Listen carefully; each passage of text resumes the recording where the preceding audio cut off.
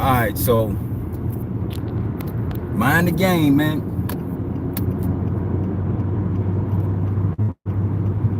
LeBron, KD, and Steve Nash. And you know what? To tell the truth, the show was a lot better with KD on it. So KD made the show a lot better because him and Nash were having actual basketball conversations, not no mumbo jumbo bull trying to act like you smarter than what you are. They were talking about regular basketball situations. Now KD did, like I don't know whether he had to do it or whatever. I mentioned it before, the Dorian Finney-Smith comment. I thought that was out of pocket, but that's whatever. That's them. He got Dorian Finney-Smith is more likely gonna be defending KD when it come down to it. Because is he with the Rockets? I don't think he's with the Rockets. That's what you want to say. But anyway, LeBron and KD started talking about efficiency. How to be, like LeBron was all on KD on the span, talking about how efficient he is, whatever. And LeBron say, he doesn't like to go out there and chuck up a bunch of shots and this, that, and the other. I mean, that's a real pretty boy outlook to look at it. On KD's part, I can partly understand because of how he scores. But LeBron, and he said it out his own mouth because they were talking about mid-range and hopping around, but you catch up. They were talking about mid-range, and LeBron said out his mouth, 14 years or so, he hadn't had to worry about all that. So that's telling you right there, he wasn't really working on his game. He hadn't been working on his game. All he's been worried about is transition, overpowering little guards. It is what it is, man.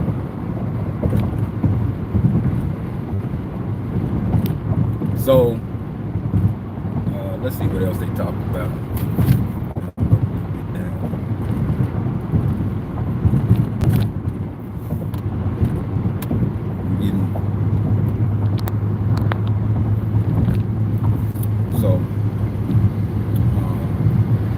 They were talking about Shai Gilgeous. They talked about how Shai Gilgeous is like basically the master now of mid-range, but I don't know. I mean, like, I know why he didn't bring him up, but KD brought him up, and that was Kawhi Leonard. And I don't understand why, for the life of me, why they ain't. I mean, I'm gonna do this like this. Somewhat coy here, even though I know, but they don't bring up Kobe at all. They don't bring up Kobe at all, man. And when they were talking about mid-range, I don't understand why the conversation couldn't go to Kobe's footwork and his shot making. I don't understand that. If you're talking about mid-range, that's one of the, him and Mike. He didn't say too much about Mike. I think he might have said something, maybe. I'm not sure. But KD goes on, went into, like why he thought the Oklahoma City Thunder broke up. I mean, losing Harden was a real big blow to the Thunder, for real, because the way the team was set up, KD was a scorer. Harden was the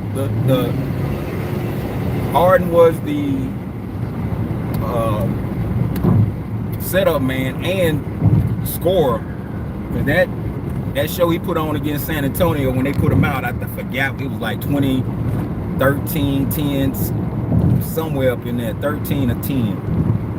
Between those 3 years, 10 to 13, one of them years, he dismantled the Spurs in one series. I remember, boy, that Harden was hot.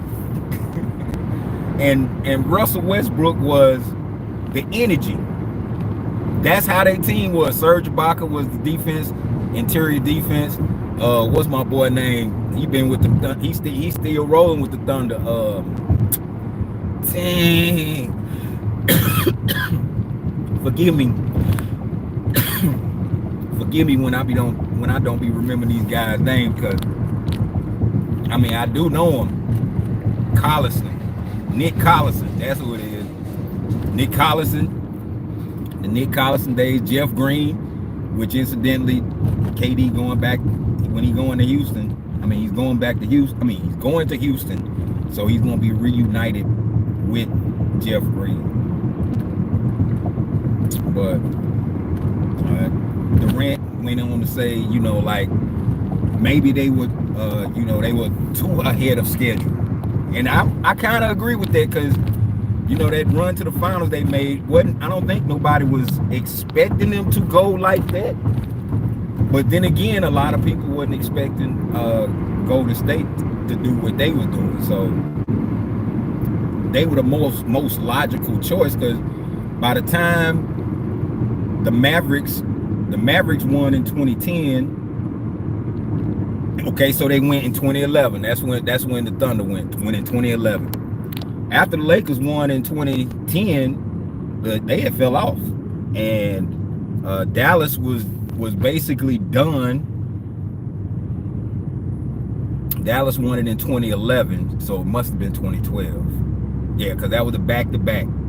Hold up, no, it was 2014, because Lakers won it in 2010. Dallas in 11. Miami, back-to-back, then San Antonio. Yeah, I think that's the way it went. Yeah. So in 2013, that's when the Thunder went to the finals. And I say that especially that first game, they got jacked. They got jacked, because LeBron was fouling KD like it was going out of style on that last play where KD had the ball, LeBron was defending him. He fouled him at least 3 different times. So I mean, it's whatever. It's all in the game, man. It's all in the game. But KD is a true hooper. I mean, I can say that just from the way he be talking. But like, he's a little misguided, because it was a point in there where they were talking about systems, and he was saying that, basically you let the star do whatever he want to do, and the role players fall in behind that, which I do not agree with that, because that's the reason why he's gotten beaten more times than he's won in the only time he really won was with Golden State, and he had the squad and the team, the coach and whatever. But like in Brooklyn, that was part of the problem in Brooklyn. That was part of the problem in Phoenix.